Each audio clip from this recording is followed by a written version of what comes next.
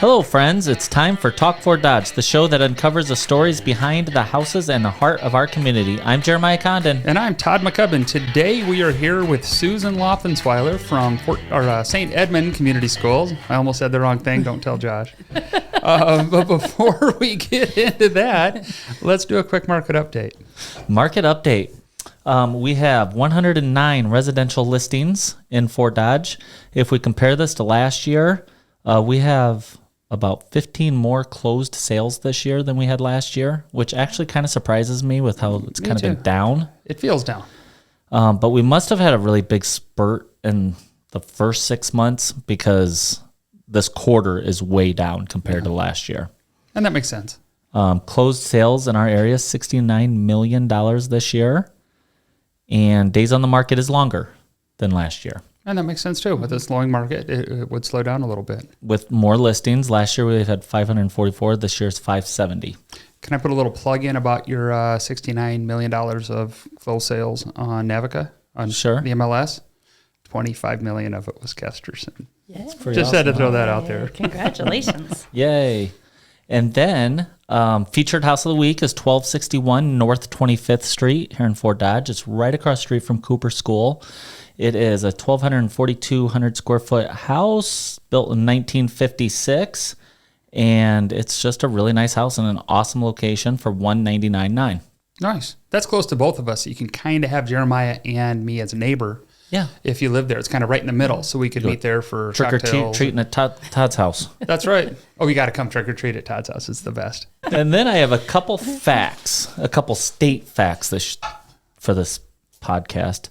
94027 is the most expensive zip code in the United States with an average sale of $7.95 million.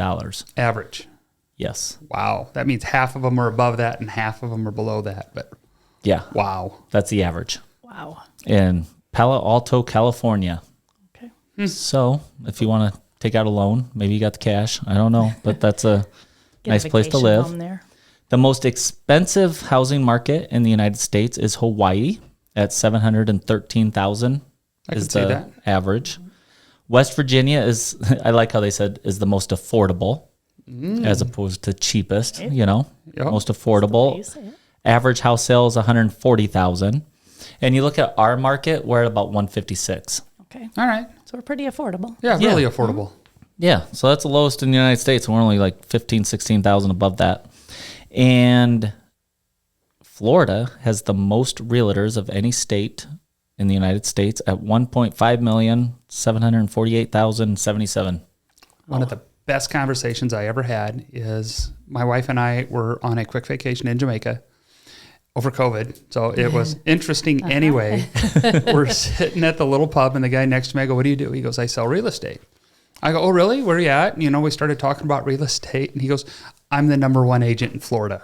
Oh. And I'm like, "Oh, I still have his cell phone number somewhere, but I can't remember his name, so it won't do me any Call good." him But and I'm ask, like, yeah. 1.5 million realtors, and he's like, "Oh yeah, I'm number one." And I'm like, "Holy crap!" Wow. That's So impressive. kind of interesting. You get to meet people like that every once in a Yeah. while, but When you have that many realtors, you might have like 15 transactions and oh it's yeah, good. Oh, and he has like I forgot what he said, 200 realtors working for him. I mean, it's a very large company there, but he goes, "Yep, I'm number one, or our brokerage is number one in Florida." And I'm like, "This is the coolest." Wow. So give me some insight. And Absolutely. yeah, it was That's him and his amazing. wife, and they both worked out too much. Okay. You can just tell. Yeah, they got Just as phone much calls as because you, they right? were pretty. I don't get those phone calls. I don't either. So let's get on to the important parts of the Yes. podcast. Susan, can you introduce yourself and tell us a little bit about who you are and what you do? Absolutely. Thank you so much for having me. I appreciate being here today. I'm Susan Laufersweiler. My maiden name was Flaherty, so I've grown up, been in Fort Dodge my whole life.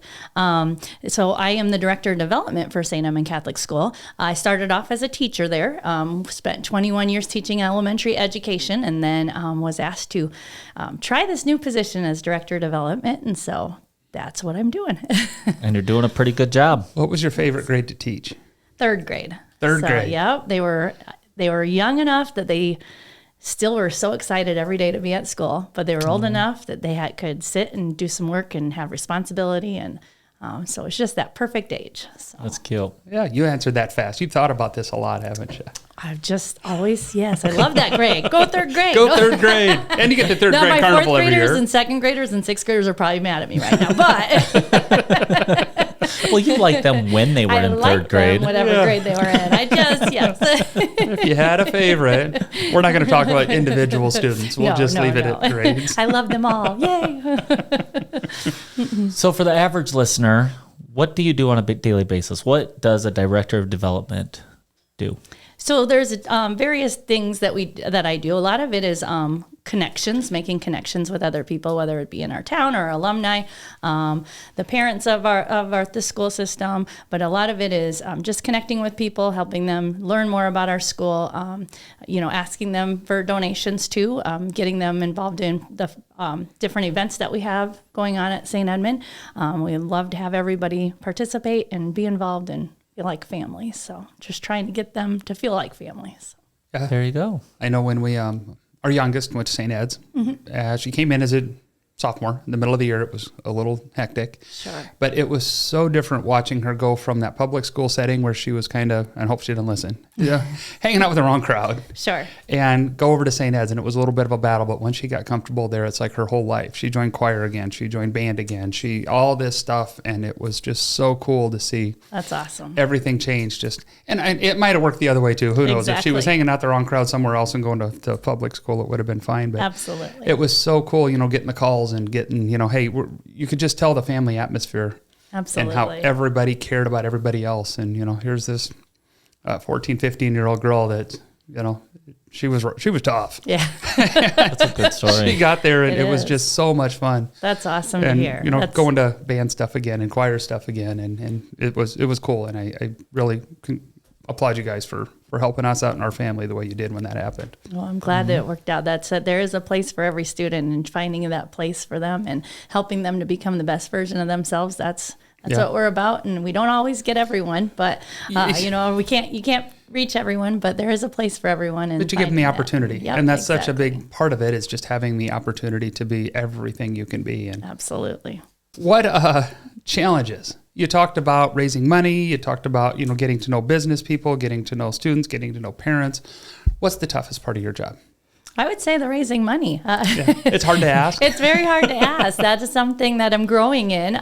It's just very hard to ask for money.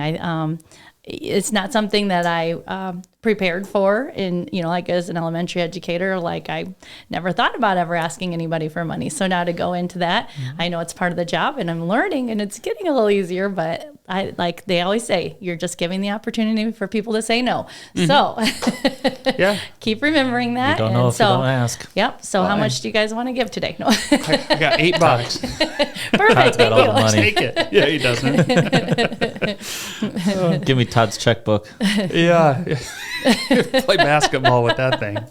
That's why Joyce has to write all the checks. What's the old saying? You miss 100% of the shots you don't take. Exactly. So you have to make the ask. And it's the same for a lot what we do. You have to go around and you have to ask people. If you don't ask, you're not going to get anywhere. Exactly.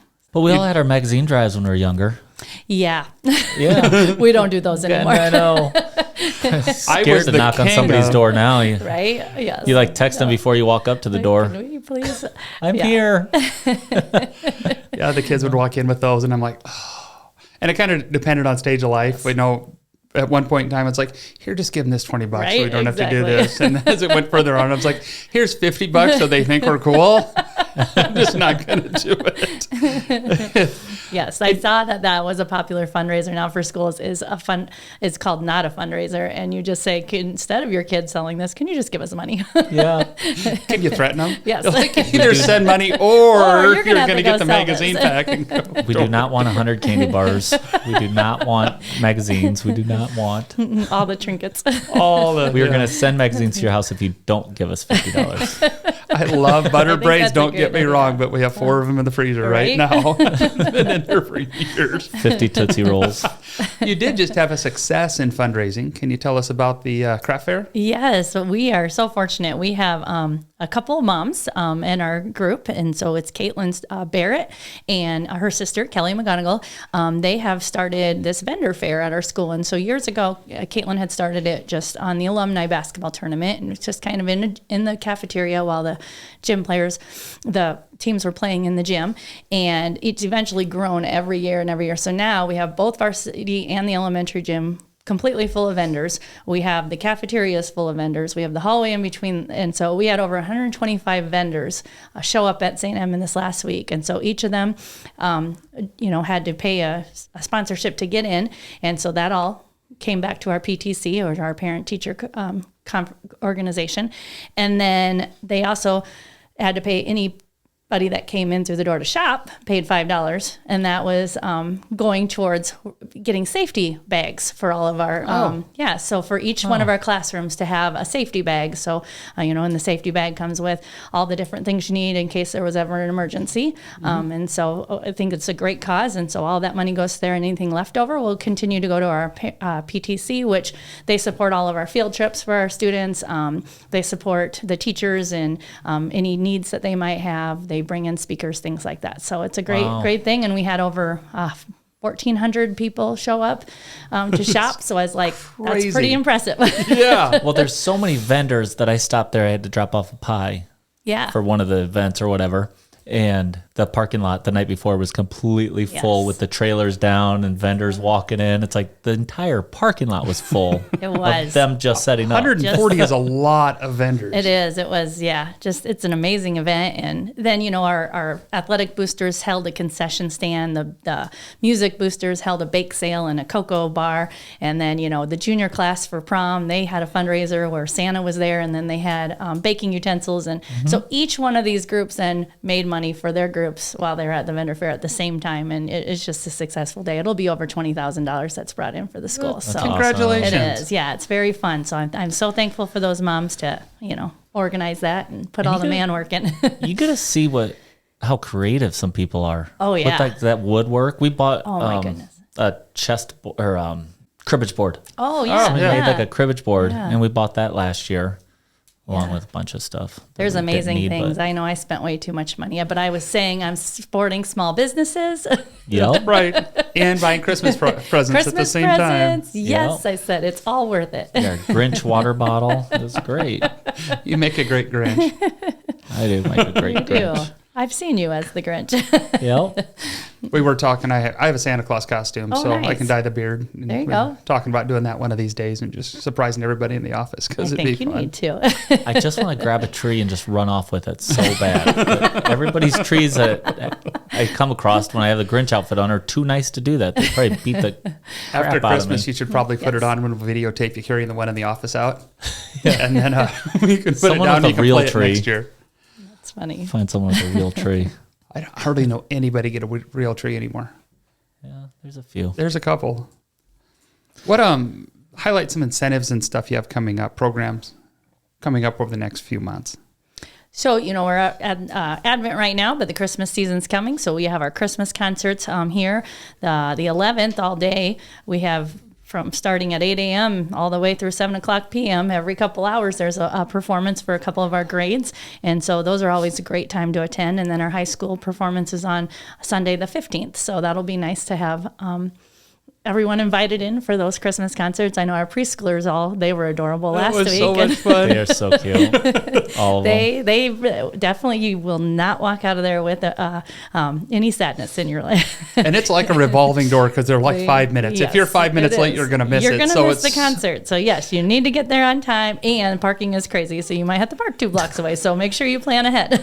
You're going to like this. I don't know. I think Isabel was in preschool or kindergarten, and they did this little song where snowman melts. And where's my hat? Where's my blah, blah, blah. And it's just like the cutest little song for like 4-year-olds.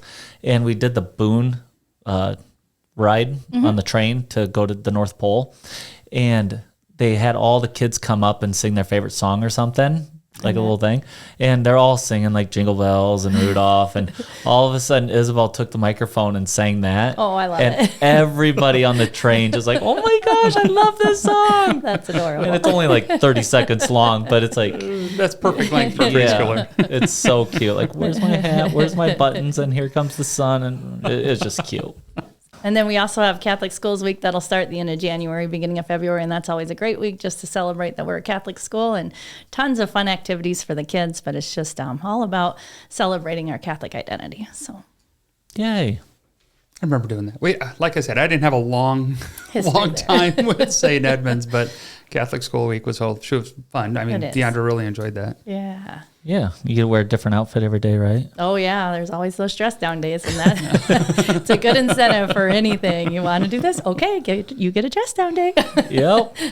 It's funny how that works everywhere, because when I worked at the prison, they would have you could wear jeans to work day or whatever, and it was $5. But you paid it. Everybody paid the $5 to not wear that uniform one more day. Exactly, it is. All right, St. Edmunds is the only Catholic school in Fort Dodge. How do you see the school contributing to the border community beyond just the students and their families? That's a great question. I think that as a Catholic school, we are contributing to their education and making them well-rounded students with their morality. We're teaching them virtues. We're teaching them responsibility by having homework. We're teaching them how to be good citizens. And so I'm hoping that, by this, that when they become adults, that they're going to be good, active citizens in our community. We also have lots of volunteer opportunities. Our service class, I know, gets involved in, right? They go to the Beacon for their class to help out. They go to different nursing homes. I know they've been at Friendship Haven, the Marion Home. They volunteer their time. They have different various events then that we try to give back to our community. Right now, we're doing at the Christmas programs, we're going to have a few Christmas trees up. And so it's kind of as a Yule walk. And so you can walk by. So different classes have decorated a tree. You can put money in the jars for your favorite tree. And then all the trees, then we will donate to different organizations or different places like nursing homes and to be in their community. And then the money that is raised is going to go to our own Holy Trinity Food Pantry that's in our school, because we have the Holy Trinity Food Pantry. But now this year, without the Backpack Buddies, we've created some for our students that need that. And so, awesome. Yeah, so it's kind of giving twofold. So you guys partner with other schools. I know when Josh Porter was here, he talked a lot about how you guys partner with senior high. Yes. Can you talk a little bit about those partnerships, the one with senior high and maybe some of the other ones? Yes, absolutely. We are so fortunate to have a great working relationship with Fort Dodge Senior High and Iowa Central too. A lot of being a smaller school, we're not able to offer all the courses that that a typical school would be able to. So all of our students, we want to really embrace them and their choices of what they want to do in life. And so they're able to go over to senior high for different classes. This year was super unfortunate. We were not able to hire a band teacher. We just couldn't find one. And so senior high graciously said, yeah, your students can come over and play. So we rearranged the schedule. So the first 2 periods, they can go and play in the band.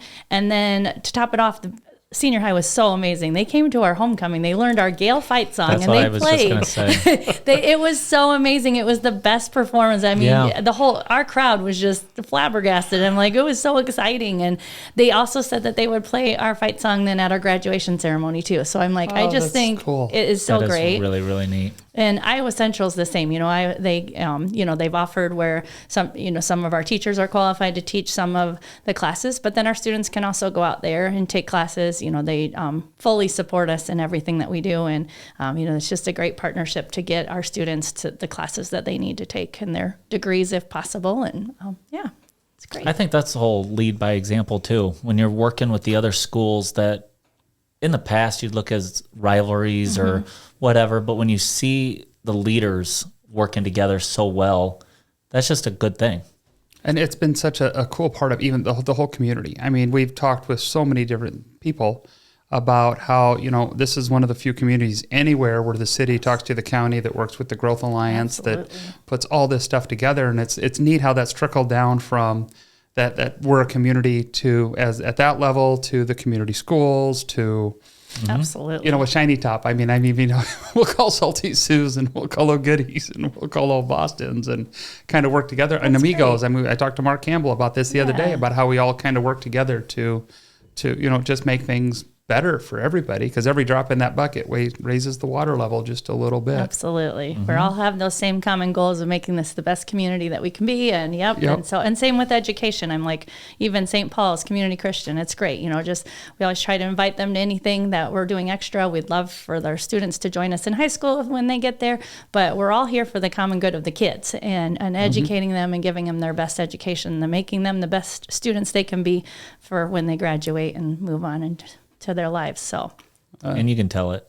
Oh, you can certainly tell it with and the whole climate has almost changed from I hate saying it, but the whole Dirty Dodge thing too.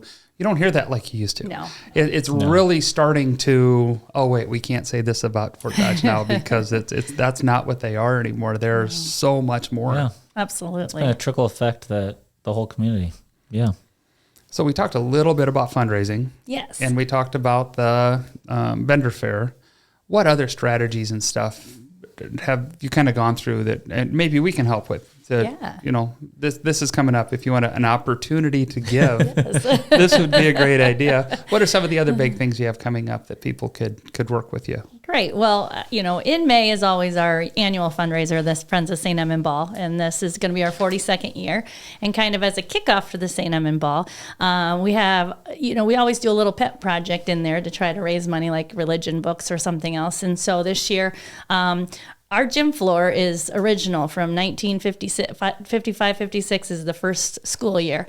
And that gym floor has seen its days. I will say in 1956, in houses in Fort Dodge, it's the best woodwork. It is, but it's between the 50s and 60s. And so it did. It lasted us a long time. And so it's been sanded down, and they've told us there's no more sanding down. You cannot sand down any deeper. So this is a big expense for our school. So we are working on a fundraiser that's going to be in coalition with, it'll wrap up with the alumni tournament, which is the same day as the ball. And so starting in the next couple of weeks, we'll be rolling out where we're going to sell pieces of our gym floor. And so for $100 a piece, you're not just getting a piece of gym floor, you're getting a piece of nostalgia, because there are so many memories on that gym floor. You are buying history. You are. I mean, there are so many teams that went to state. There's a lot of good basketball programs. Well, basketball, but you got wrestlers in there. Yeah. There were a lot of state wrestlers, volleyball teams. I'm like, we got cheerleaders. So I did the math, and a gym floor is 4,500 square feet ish, maybe a little more, ours maybe is a little with the bleachers. It's just under 100,000. So we could have we could sell 100,000 or 100,000 square feet. Yes. So that's $1 million. Yes, we could, but I don't think, not everybody wants the pieces that were under the bleachers, but we're going to try to find lots of pieces. We are willing to work with people. If, for instance, like say, you wanted a big piece to make a board, let's say you wanted to make a cornhole board or a pub table or something, and you wanted a little bit larger piece. Well, if for a nice donation, we can make that happen for you. Okay. So that's a really we're not going to do idea. the project for you, but we'll give you a larger piece. So I remember it was a big thing when Hilton Coliseum flooded. Yes. And they sold the pieces like 1 foot by 1 foot or whatever. Yes. And so that's for like 2 years, people just bought the crap out of them. Yeah. So our ball chair, Pat Lighting, he has a piece of that. And so it's kind of our inspiration. So we're getting the floor. So the floor hopefully will be replaced this coming summer. And then, so it'll be a pre-sale. So we know how many pieces to cut. And then we'll get you, after the summer, we will get you a piece of floor. And that's a really good present for especially like some of them that have gone out of town and don't know this is going on. Absolutely. And I kind of want one for Shiny Top. So the big table in Shiny Top when you come in the door is the original school board table. Oh, cool. For Fort Dodge Community Schools. So maybe if we could get a 3x6 piece to make one of the tall tables out of, we can just put legs on it. That would be awesome. That would be cool to have a piece in Shiny Top. That would be Can great. you put legs on it? Well, someone can. I do whatever I want. I'm sure there's somebody I can call to get this done. There's someone out there that drill, would put, some screws. Yes, you might not want me to attempt to put legs on a table for you, but I'd screw all the way through it. The screw heads would be sticking up on the other side. Yeah, I'm not very good at this. There may be 1 or 2 Shiny Top tables you can see the screws through for a minute. I had to back them off. All right, Susan, in your opinion, what makes Fort Dodge so great to live in and work? Fort Dodge is just a great community. Like I said, I really haven't lived anywhere else. I went to college for 4 years, so I don't have a lot to compare it to, but I love the size of Fort Dodge. I think, I can get there anywhere in 5 to 10 minutes. That's a big perk because don't love being stuck in traffic. If someone says 20 minutes, you're like, what in the world are you doing? You're going to Humble? Right? Exactly. What the That heck? sounds awful. So I said that's a big draw. But I said our community works together so well. We kind of already hit on this that everywhere you go, everyone's friendly. They talk about an Iowa nice. We hit that. Fort Dodge is definitely there. But we just work together. Every group supports each other. When I look just at our St. Edmund Ball and we ask for business sponsorships, almost every business in town says, sure, we'll give you a little bit of something. We're here to support you too. So it just is, it's a caring community. It's kind. There's, the people here are great. And, I truly can call so many, I can't say a percentage because I haven't met everybody yet, but I call them my friends. It's a great community. And you're in a That's position awesome. kind of like us. We're going to Target or going to Hy-Vee or going to Walmart. Every other person you'd walk by. Yes. I rang the bells for an hour the other day. And it's, I was Probably gonna, 40 people walked by and I knew 20 of them. yes, exactly. I was gonna say, does your husband go crazy when you go to Hy-Vee or something? Yes, 'cause it's usually but 2 it's hours him later. too. Yes, because Just they as either many know me people- through just- him or through me. But yes, and he usually at 2 hours later, he's like, "What took you so long?" I'm like, "Well, I had a lot of conversations." My kids hate going anywhere with me. They're like, "Mom, Can we please go? can you stop talking?" No. Like, I will get the milk. You stay in the car, Mom. So, which is a great thing to have. It's to have so many people out there that you just know and are connected with. It is. As someone that wants to make a difference, how would you, what advice would you give to other people for them to positively contribute to our community? Get involved. Find out all the different volunteer opportunities. There is never a dull moment in this city, and there's tons of opportunities for people to get involved and volunteer. And when you volunteer, it does. It not only helps the organization that needs it, but it also fills your own bucket because, when you can give of yourself and your time, that's what our duty is to help other people. And that really, so get involved, go volunteer. Yay. All right, we'll kind of end this on this. Give us one favorite memory or story since you've had this position. Oh, two things that really stand out in my mind about St. Edmund. They're not funny. They're religious, and I just love it. And I think it just tells a little bit more about who we are.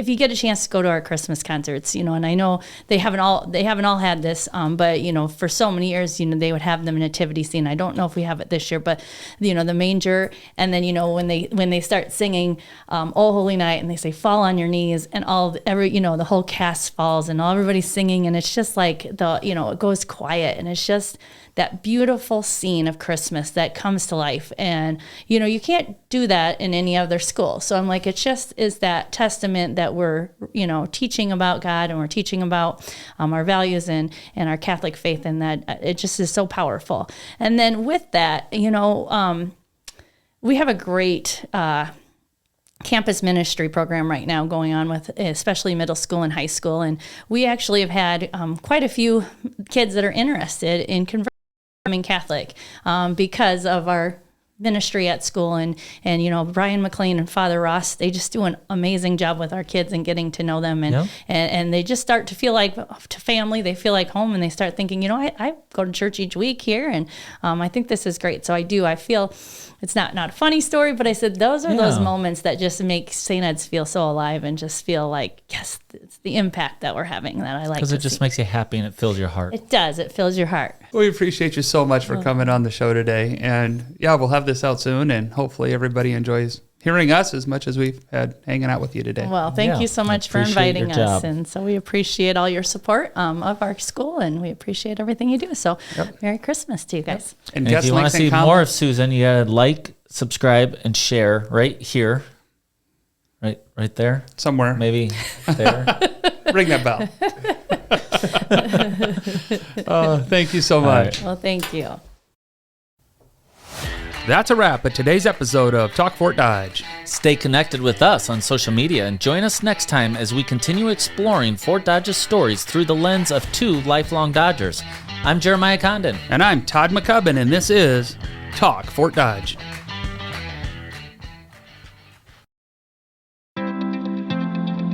This podcast is produced by Spin Market and Digital.